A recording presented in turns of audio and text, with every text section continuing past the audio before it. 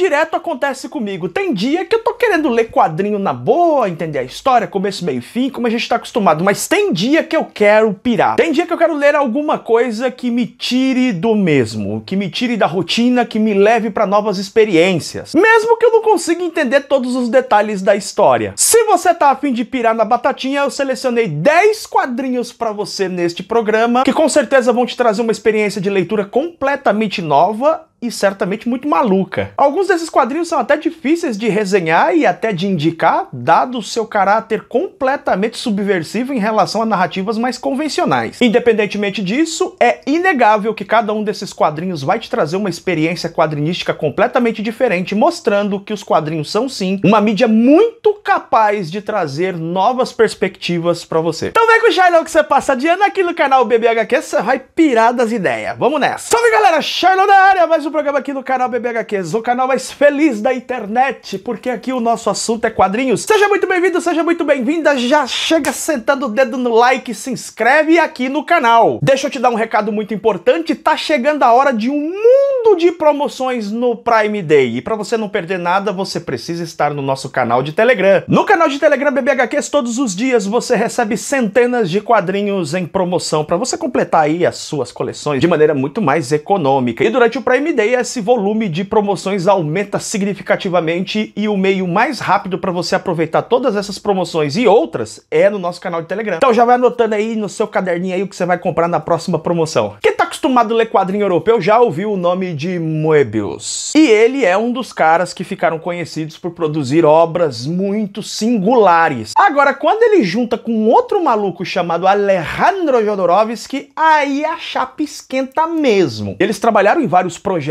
juntos, e um desses é um quadrinho que foi lançado aqui no Brasil pela editora Nemo, esse grandalhão aqui, ó.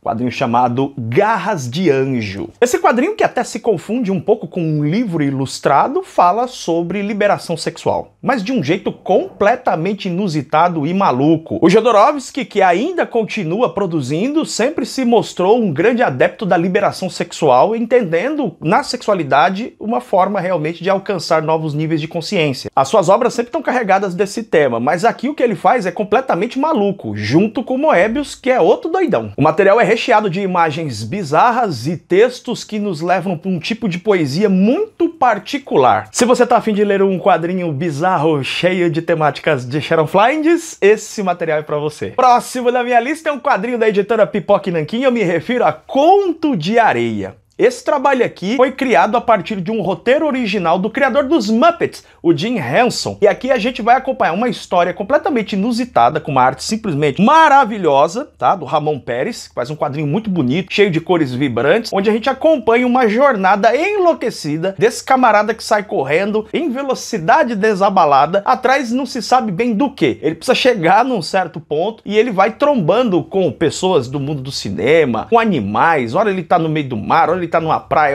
ora ele é preso. O quadrinho é completamente inusitado e maluco e não tem um final fechado. Muita gente discute sobre o que seria, afinal de contas, essa grande jornada. Há quem especule, inclusive, que pode ser sobre uma pessoa que está tentando se livrar do vício do cigarro. Olha que maluquice. O próximo da minha lista é um quadrinho lançado pela editora Comic Zone, eu me refiro a Mundo Pet, material que foi escrito e desenhado pelo Lourenço Mutarelli. Característica do Mutarelli fazer quadrinhos onde a gente encontra o horror do cotidiano, uma crítica muito ácida sobre a contemporaneidade, dor, desespero, solidão, tudo isso está sempre presente nos quadrinhos do Mutarelli. E o Mutarelli gosta de usar muitas vezes essa arte mais grotesca para expressar toda essa negatividade. Sempre que eu leio quadrinhos do Mutarelli, eu termino positivamente enjoado. É positivo, porque ele realmente consegue transmitir para você essa acidez que ele carrega nos seus textos e nos seus desenhos, e isso realmente interfere na nossa experiência. Eu curto muito isso. Eu não quero ler um quadrinho para ficar do mesmo jeito, eu quero ler para ser, de alguma forma, tocado pela obra de arte. E você vai ver que ao longo dessa lista vamos falar mais vezes da editora Comic Zone, que se especializa cada vez mais em lançar esse tipo de quadrinho maluco. Um deles, A Mão Verde e Outras Histórias. Material escrito por Nicole Clavelot e Edith Zah. É muito difícil até resenhar esse quadrinho. Nós vamos ver uma história bizarra, cheia de fluxo de consciência, surrealismo. A cada mudança de página, algo bizarro aparece, as cores são lindas e chamam a nossa atenção. Quando eu li esse quadrinho, eu tive uma experiência quase que infantil, no sentido de como deve ser, para nossa imaginação, ler um livro ou ver uma ilustração num quadrinho quando somos muito pequenos e ainda não entendemos o que estamos vendo. Me parece que esse quadrinho proporciona esse tipo de experiência. Você vai lendo, não entende nada, mas aquilo te fascina. Uma coletânea de histórias completamente bizarras, surreais, que eu amo. É sim, porque o legal desse tipo de quadrinho é que você pode ver ele várias e várias vezes, ele sempre vai ter um sentido novo, ele nunca envelhece. De fato, é um quadrinho que é impossível de ser relido, nesse sentido que eu tô explicando aqui. Então, sendo bem sincero e honesto com você, não entendi nada a respeito desse quadrinho aqui, A Mão Verde e outras histórias, mas eu gosto muito dele.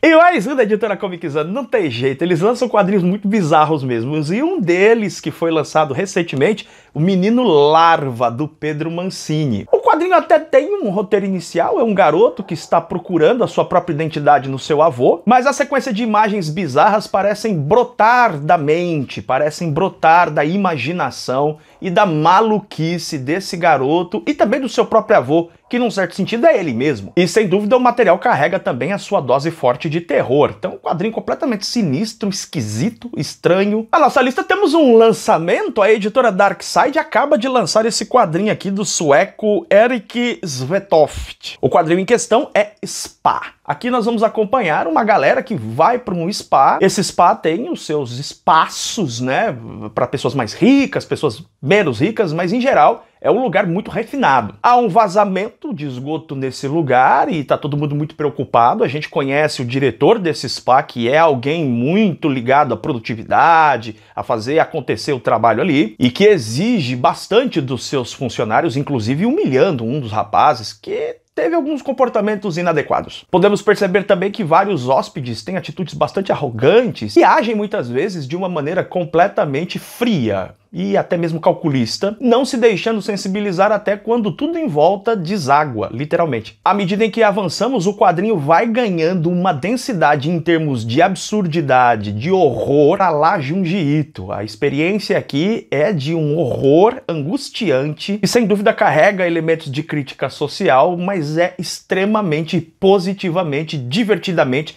esquisitíssimo. Mais um da editora Pipoca e Nanquim, estou falando sobre Blood, uma história de sangue. O roteiro e a arte contam com a participação de J.M. DeMatteis e também do Kent Williams, que fazem um trabalho simplesmente absurdo de ilustração nesse quadrinho. A arte é simplesmente deslumbrante e carrega o nosso olhar por cada canto da página, admirando o traço, o trabalho que eles produzem aqui. E a história? A história foi produzida numa espécie de fluxo de consciência que vai sendo guiada por ela mesma à medida em que os autores foram escrevendo e desenhando o trabalho. Existem alguns elementos presentes na história, tem elemento de terror, tem certamente algumas temáticas relacionadas a renascimento e, portanto, se conecta a várias mitologias, mas não conheço uma pessoa nesse mundo que tenha lido esse quadrinho e falou, não, entendi, saquei tudo. Não, o quadrinho é bem bizarro, muito esquisito, lindo, incrível, mas esquisito demais. Um dos quadrinhos que recentemente mais foram debatidos em clube de leitores de quadrinhos é o trabalho do Miguel Ancho Prado, também lançado pela editora Pipoca e Nanquim, Traço de Giz. Quadrinho lindamente desenhado, pintado aqui pelo Miguel Ancho Prado e que tem uma história que vai e volta. A história é um ciclo ininterrupto, sem fim, e é simplesmente impossível terminar de ler esse quadrinho,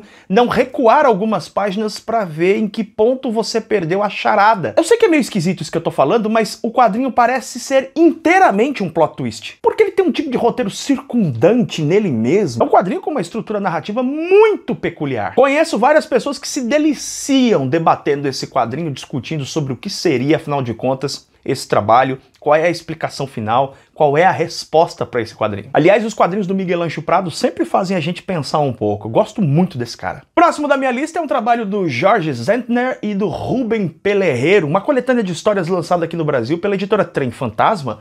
Eu me refiro ao belíssimo Cromáticas. Várias histórias curtinhas que vão falar sobre situações bastante inusitadas e diferentes entre elas. Um garoto que está brincando com seu trenzinho, uma moça que começa a ter uma espécie de relação com o seu peixe, uma história que envolve gangsters, crimes. São sempre histórias curtas, com uma arte muito particular em cada uma dessas histórias, e que sempre carregam muitas esquisitices e dimensões sendo atravessadas. A variação artística e a qualidade dessa arte são realmente um delírio para os nossos olhos, o que faz com que a gente leia com muita atenção, mas sempre quando termina a história fica, ué, mas será que eu entendi direito? Eu gosto em particular da história aqui da capa, aqui, ó, essa moça com essa relação com esse peixe esquisitão aqui.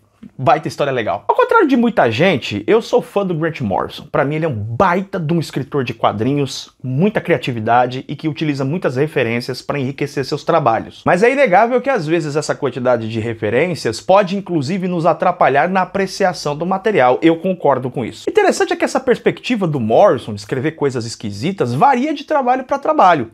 Alguns trabalhos dele são até bem pé no chão. Se você ler, por exemplo, Batman, o Asilo Arkham, escrito por ele, grande sucesso do Homem-Morcego, você perceberá que apesar da loucura estar presente no quadrinho, ele é bem pé no chão, você consegue compreender numa boa. Outros trabalhos dele, como por exemplo Kid Eternidade, já são esquisitíssimos desde o começo. Mas dentre a obra do grande mestre carecão, tem algo que me chama a atenção, que é o maravilhoso, esquisito, bizarro e até um pouco frustrante Os Invisíveis. Essa série foi publicada inteiramente aqui no Brasil em 8 volumes, olha que coleção bacana. É um grande sucesso do Grant Morrison e a gente vai acompanhar uma equipe aqui de, entre aspas, heróis que lutam no submundo contra as forças do caos. Esses personagens, inclusive, incluem o próprio Grant Morrison, ele coloca aqui King Mob, né, a representação dele nos quadrinhos, e os personagens que compõem os Invisíveis são personagens bastante cativantes, a gente curte esses personagens rapidamente. Há um momento espetacular nos primeiros arcos, quando os Invisíveis vão atrás do Jack Frost,